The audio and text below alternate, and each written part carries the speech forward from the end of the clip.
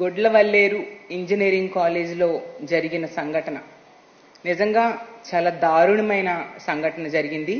300 మంది ఆడపిల్లలు ఉన్న హాస్టల్లో వాష్రూమ్స్లో హిడెన్ కెమెరాస్ పెట్టారు అంటే నిజంగా సభ్య సమాజం తలదించుకునేట్టుగా ఉంది. ఇలాంటి సంఘటన జరగకుండా చర్యలు తీసుకోవాల్సిన బాధ్యత ప్రభుత్వానిది. ఈరోజు తీసుకుంటే ఎంత ఘోరమైన సంఘటన జరిగిందంటే దీనికి ఖచ్చితంగా ప్రభుత్వమే బాధ్యత వహించాలి. కానీ మొన్నటి నుంచి చూస్తుంటే అడుగడుగునా కూడా ప్రభుత్వం తాలూకా నిర్లక్ష్యం కనిపిస్తూ ఉంది. 29వ తేదీ నైట్ నుంచి విద్యార్థులు ఆందోళన స్టార్ట్ చేశారు. చూసుకుంటే ఒక అమ్మాయి వాష్రూమ్లోకి వెళ్ళి అక్కడ షవర్ పనిచేయక దాన్ని విప్పి చూస్తే ఏదో పెట్టి తీసినట్టుగా అనిపించి దాని మీద ఎంక్వైరీ చేసి డౌట్ పడితే ఈ విషయాలన్నీ వాళ్ళకి డౌట్ వచ్చి అనుమానపడి అప్పటి నుంచి ఆందోళన చేస్తే 30వ తేదీ ఉదయం 10 గంటలకే ఎస్పీ గారు ఏమీ విచారణ చేయకుండా ఏకపక్షంగా అక్కడేమీ జరగలేదు అని చెప్పేసి అక్కడ ఒక స్టేట్మెంట్ ఇచ్చేశారు. ఉదయం 10 గంటలకే నిన్న మళ్ళీ ఆందోళన ఈ అమ్మాయిలు బాగా ఆందోళన చేయడంతో ఒక సిఐ అలాగే ఎస్ఐ స్థాయి మహిళా అధికారులతో విచారణ ప్రారంభించారు. ఎస్పీ స్థాయి వ్యక్తి అక్కడ ఏం జరగలేదు అని చెప్పేశాక అతని దగ్గర పనిచేసే సిఐ ఎస్ఐ స్థాయి వ్యక్తులు ఏమని అతని మాటకు వ్యతిరేకంగా రిపోర్ట్ ఇవ్వగలరా? యాజమాన్యం తాలూకా నిర్లక్ష్యము అలాగే యాజమాన్యాన్ని కవర్ చేయడానికి ప్రభుత్వం పడుతున్న తపన క్లియర్గా అర్థమవుతూ ఉంది. ఈ ఇష్యూలో ఆ పిల్లల్ని బెదిరించడం, ఆ పిల్లల వాయిస్ రికార్డ్స్ ఎన్నో బయటకు వచ్చాయి. యాజమాన్యం బెదిరిస్తూ ఉండడం, సర్టిఫికేట్స్ ఇవ్వమని చెప్పడం, అలాగే అన్ని రకాలుగా వాళ్ళని బెదిరించి హాస్టల్ నుంచి బయటకు పంపించడానికి ట్రై చేయడం, సెలవులు ప్రకటించేసి. అంటే పిల్లల్ని బయటకు పంపించేస్తే ఇంకేం విచారణ చేస్తారు? అలాగే నిన్న మా వైఎస్ఆర్ కాంగ్రెస్ పార్టీ తరఫున అక్కడ పిల్లలతో మాట్లాడి వాళ్ళకు ఒక భరోసా ఇవ్వడానికి మేము వెళ్తే మమ్మల్ని లోపలికి కూడా అలౌ చేయలేదు. ఎందుకు అంత భయం వీళ్ళకి? అంటే అక్కడ ఎవరిని రక్షించడానికి ఈ పోలీసులైనా ప్రభుత్వమైనా తాపత్రయపడుతుందో అర్థం కావట్లేదు. అలాగే తీసుకుంటే తప్పు జరిగింది, ఒక నిందితుడు ఒక అబ్బాయి మీద అనుమానం ఉంది.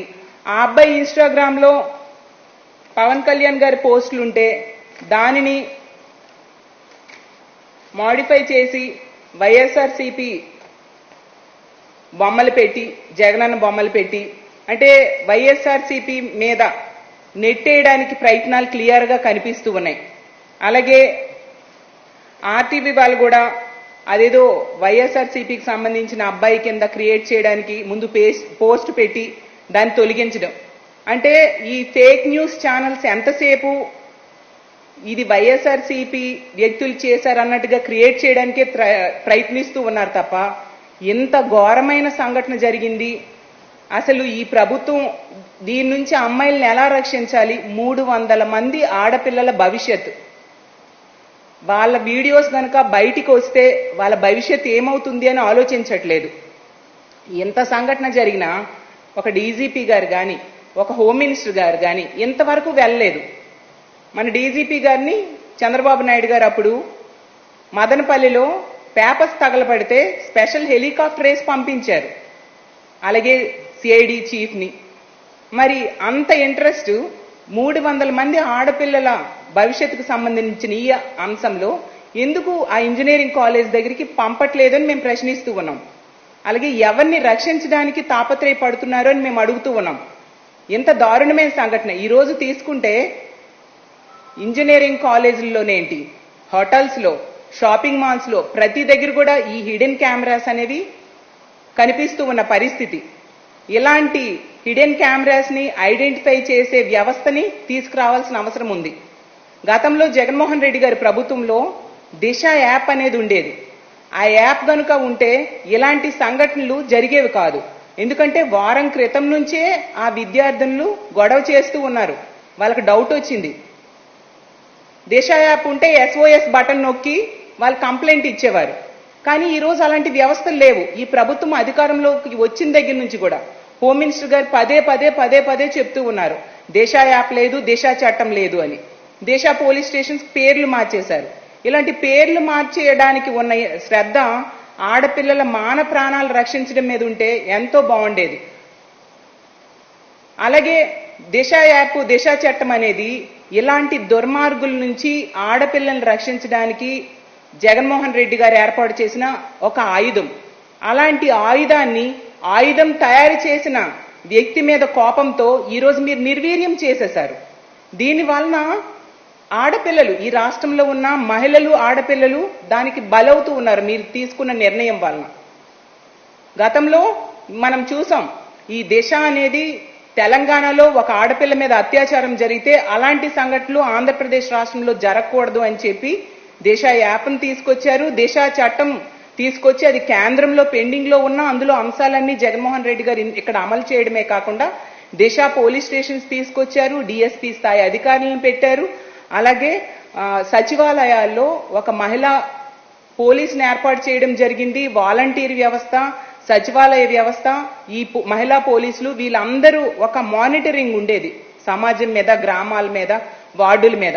దానివల్ల ఎవరికైనా తప్పు చేయాలంటే ఒక భయం ఉండేది, తప్పు చేస్తే దొరికిపోతాము. ఎంత వ్యవస్థ జగన్మోహన్ రెడ్డి గారి ప్రభుత్వంలో ఎంత వ్యవస్థ మమ్మల్ని చూస్తూ ఉంది అనేసి ఒక భయం ఉండి ఇలాంటి దుర్మార్గులు ఇలాంటి తప్పుడు పనులు చేయడానికి భయపడేవారు.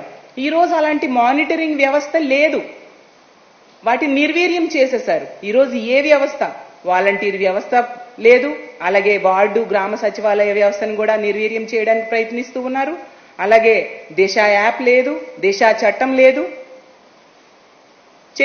దానివల్ల ఈరోజు ఈ కూటమి ప్రభుత్వం అధికారంలోకి వచ్చిన దగ్గర నుంచి కూడా చూస్తూ ఉన్నాము. రోజుకొక హత్య జరుగుతుంది ఆడపిల్లల మీద, రోజుకొక అత్యాచారం జరుగుతూ ఉంది, దాడులు జరుగుతూ ఉన్నాయి, మహిళలకు రక్షణ లేని పరిస్థితి. హోమ్ మినిస్టర్ గారేమో ఈ కూటమి ప్రభుత్వం అధికారంలోకి వచ్చిన వెంటనే చెప్తారు, కూటమి ప్రభుత్వం అధికారంలోకి వచ్చింది, ఆడపిల్లలందరూ ధైర్యంగా నిద్రపోవచ్చు, ప్రశాంతంగా నిద్రపోవచ్చు అని. చూస్తే ఎక్కడ నిద్రపోతూ ఉన్నారు? హోమ్ మినిస్టర్ గారి సొంత నియోజకవర్గంలో నిద్రపోవట్లేదు, పక్క నియోజకవర్గంలో నిద్రపోవట్లేదు, సొంత జిల్లాలో నిద్రపోవట్లేదు. రాష్ట్రంలో ఏ ఆడపిల్ల కూడా ఈ కూటమి ప్రభుత్వం అధికారంలోకి వచ్చాక ప్రశాంతంగా నిద్రపోని పరిస్థితి. జగనన్న ఆ రోజు మహిళల రక్షణ కోసం బహుముఖ వ్యవస్థ, పటిష్టమైన వ్యవస్థను ఏర్పాటు చేశారు. ఈరోజు ఏది అలాంటి వ్యవస్థ? హోమ్ మినిస్టర్ గారు ఎంతసేపు జగన్మోహన్ రెడ్డి గారిని వాడు వీడు అని సంబోధించడం, మనోడు అంటూ చెప్పడం, ఇలా గత ముఖ్యమంత్రి గారిని చులకన చేయడానికి ఆవిడ టైం వెచ్చిస్తున్నారు తప్ప ఆడపిల్లల రక్షణ కోసం ఏ కోసమైనా ఆలోచించిన పరిస్థితి. కూటమి ప్రభుత్వం ఆడపిల్లల రక్షణ కోసం ఎటువంటి చర్యలు తీసుకోకుండా ఇప్పుడు ఇలాంటి సంఘటనలు జరిగినప్పుడు ఆ కేసులు నీరు కాచడం కోసం ప్రయత్నిస్తూ ఉన్న పరిస్థితి.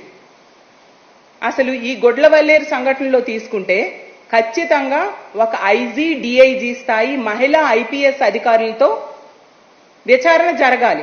అప్పుడే నిజ నిజాలు బయటకు వస్తాయి. ఎస్పీ గారు ఒక స్టేట్మెంట్ ఇచ్చాక అతని కింద వర్క్ చేసే సిఐఎస్ఐ స్థాయి వాళ్ళతో విచారణ జరిగితే ఎస్పీ గారికి వ్యతిరేకంగా వాళ్ళు స్టేట్మెంట్ ఇవ్వగలరా? ఎన్ని ఆడియోస్, ఎన్ని వీడియోస్ బయటకు వస్తున్నాయి. ఆ స్టూడెంట్స్ ని కూడా ఆ సిబ్బందితో దాడి చేయిస్తున్నారు యాజమాన్యం మీద కఠిన చర్యలు తీసుకోవాలి. ఎస్పీ గారు నిన్న ఉదయం ఎటువంటి విచారణ లేకుండా స్టేట్మెంట్ ఇచ్చేశారు. అతనేమైనా సాంకేతిక నిపుణుడా? ఇలాంటి సైబర్ క్రైమ్ ని జరగకుండా చూడడానికి, జరిగిందో లేదో తెలుసుకోవడానికి అతనేం టెక్నికల్ పర్సన్ కాదు కదా. అసలు ఈ హిడెన్ కెమెరాస్ అనేవి నిజంగా వైర్లెస్ తో పనిచేస్తూ ఉన్నాయి. ఈ రోజు అడాప్టర్స్ లో పెట్టేస్తున్నారు, బల్బుల్లో పెట్టేస్తున్నారు, షవర్స్ లో పెట్టేస్తున్నారు, బట్టలు పెట్టుకునే హ్యాంగర్స్ కి పెట్టేస్తూ ఉన్నారు. ఇన్ని రకాలుగా ఉన్నాయి. ఒక వైఫై కనెక్ట్ చేస్తే ఆ వీడియోలన్నీ సమాజం మొత్తం, ప్రపంచం మొత్తం సర్క్యులేట్ అయిపోయేంత టెక్నాలజీ డెవలప్ అయింది. దాన్ని ఒక గంటలోనే ఎలా ఎస్పీ గారు చెప్పేస్తారు? అసలు విచారణ ఏమైంది? నిన్న మంత్రి గారు వెళ్ళారు, అలాగే ఎమ్మెల్యే గారు వెళ్ళారు. అసలు విచారణ ఏమైంది? ఎందుకు బయటికి పెట్టట్లేదు? ఇప్పుడు కూడా ఏమీ దొరకలేదు, ఏం లేదనే చెప్తూ ఉన్నారు. ఆ విచారణని బహిర్గతం చేయాల్సిన అవసరం లేదా? అలాగే మా వైఎస్ఆర్సీపీ ఉమెన్ వింగ్ అయితేనేమి, మా వైఎస్ఆర్సీపీ నాయకులందరం కూడా వెళ్లడం జరిగింది. మరి మమ్మల్ని ఎందుకు లోపలికి పంపించలేదు? హాస్టల్ క్లోజ్ చేసేసారని అబద్ధాలు ఎందుకు చెప్తున్నారు? గంటకు ఒక మాట, మరి మొన్న రాత్రి ఎమ్మెల్యే గారి పిఏ, అలాగే నిన్నంతా కూడా మంత్రి గారు అనుచరులు వీళ్ళందరూ కూడా హాస్టల్ లోపలికి వెళ్ళారు కదా. అప్పుడు లేనిది వైఎస్ఆర్సీపీ అంటే ప్రతిపక్షంలో ఉన్న ప్రజాప్రతినిధులు వెళ్తే ఎందుకు మీరు ఆపారు అనేది మేము అడుగుతూ ఉన్నాం. అంటే ఏ లొసుగులు అక్కడ లేకపోతే మీరు ఆపుతారు? ఉన్నాయి కాబట్టే ఏవి బయటకు వస్తాయని మీరు భయపడి ఇలాంటి పనులు చేస్తూ ఉన్నారు. ఖచ్చితంగా ఒక సైబర్ ఫోరెన్సిక్ దర్యాప్తు దీని మీద చేయాల్సిన అవసరం ఉంది.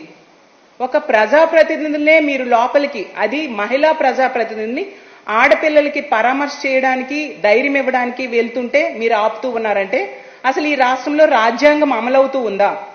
ప్రజాప్రతినిధుల తాలూకా ప్రాథమిక హక్కులు అమలవుతూ ఉన్నాయా?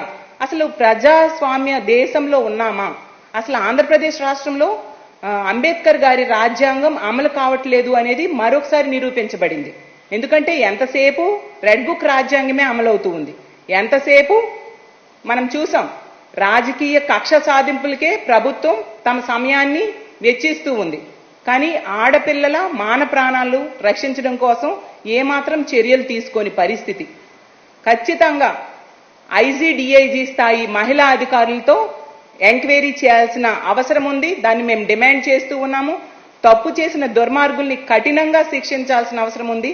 లేకపోతే అసలు సమాజం ఎటు వెళ్తుంది? ఈ రోజు తల్లిదండ్రులు కాలేజ్కి పిల్లల్ని పంపించారు ఆడపిల్లలంటే హాస్టల్లో చాలా సెక్యూర్డ్ గా ఉంటుంది. హాస్టల్ వాచ్మెన్ ఉంటాడు, అలాగే వార్డెన్ ఉంటారు. కాబట్టి మా పిల్లలు చాలా అక్కడ భద్రతతో ఉంటారు అని చూస్తాం.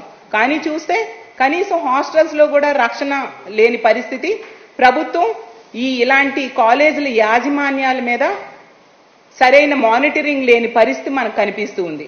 కాబట్టి ఈ ప్రభుత్వం, కూటమి ప్రభుత్వం అధికారంలోకి వచ్చిన దగ్గర నుంచి చూస్తే హోమ్ మినిస్టర్ గారు, అలాగే ముఖ్యమంత్రి గారైనా మిగతా మంత్రులైనా ఎంతసేపు ఈ కక్ష సాధింపు చర్యల మీద మీదే దృష్టి పెడుతూ ఉన్నారు తప్ప, మనం చూసాం ఒక అత్యాచారం జరిగిన ఆడపిల్లలకి ఒక భరోసా ఇవ్వడం, ఒక ఆర్థిక సాయం చేయడం, ఇలాంటివేవీ కనిపించట్లేదు. హోమ్ మినిస్టర్ గారి పక్క నియోజకవర్గమైన రాంబెల్లిలో జరిగింది. మనం చూసాం దర్శిని అనే అమ్మాయికి ఎంత ఘోరంగా హత్య చేస్తే కనీసం పక్కనే ఉండి సన్మానాలకు వెళ్ళిన హోమ్ మినిస్టర్ గారు పరామర్శకెళ్లి ఓదార్పునివ్వలేదు. అలాగే ఆ డెడ్ బాడీ పోస్ట్ మార్టం ఖర్చులు కూడా ఆ కుటుంబం, ఆ పేద కుటుంబమే భరించింది తప్ప ప్రభుత్వం నుంచి ఎటువంటి సహాయం అందలేదు. హోమ్ మినిస్టర్ గారి సొంత నియోజకవర్గం చూస్తే 2 మహిళలకి దారుణంగా తెలుగుదేశం పార్టీ కార్యకర్తలు దాడి చేశారు. కానీ హోమ్ మినిస్టర్ గారు తీసుకున్న చర్యలేమీ లేవు. పక్క జిల్లా ఉన్న విజయనగరంలో 6 నెలల చిన్న పసికందు మీద అత్యాచారం జరిగింది. అలాగే ముచ్చిమర్రి సంఘటన 55 రోజులైనా ఈ రోజుకి కూడా ఆ డెడ్ బాడీని వెతికి పట్టలేని చేతకాని పరిస్థితిలో ఈ ప్రభుత్వం ఉంది. మరి మదనపల్లిలో ఫైల్స్ దగ్ధమయ్యాయని దానికోసం స్పెషల్ హెలికాప్టర్లో పంపించారు కదా. మరి ముచ్చిమర్రి సంఘటన లాంటి వాటికి లేదా రాంబెల్లి సంఘటన లాంటి విషయాలకి డీజీపీ గారిను, హోమ్ మినిస్టర్ గారిను స్పెషల్ హెలికాప్టర్లో పంపిస్తే ఖచ్చితంగా ఇంకొకసారి అలాంటి తప్పులు జరగకుండా ఇలాంటి దుర్మార్గులు ఒక భయం ఉండేది. కానీ వాటి మీద ఈ ప్రభుత్వం దృష్టి పెట్టట్లేదు కాబట్టి దుర్మార్గులకి భయం అనేది లేక రోజు రిపీట్ అవుతూ ఉన్న పరిస్థితి మనం చూస్తూ ఉన్నాము. కాబట్టి ఇలాంటి సంఘటనలు జరగకుండా చూడాల్సిన బాధ్యత ప్రభుత్వానిది. ఈ సంఘటనకి ఖచ్చితంగా ప్రభుత్వమే బాధ్యత వహించాల్సిన అవసరం ఉంది. ఇంకో విషయం ఏంటంటే ఈ దుర్మార్గులు ఎవరు చేశారు, దీని వెనక ఎవరున్నారు, వాటిని వెలికి తీసి వాళ్ళని కఠినంగా శిక్షించాలి. అలాగే వీడియోస్ 300 పైగా వీడియోస్ ఉన్నాయని ఆడపిల్లలు భయాందోళనకు గురవుతూ ఉన్నారు.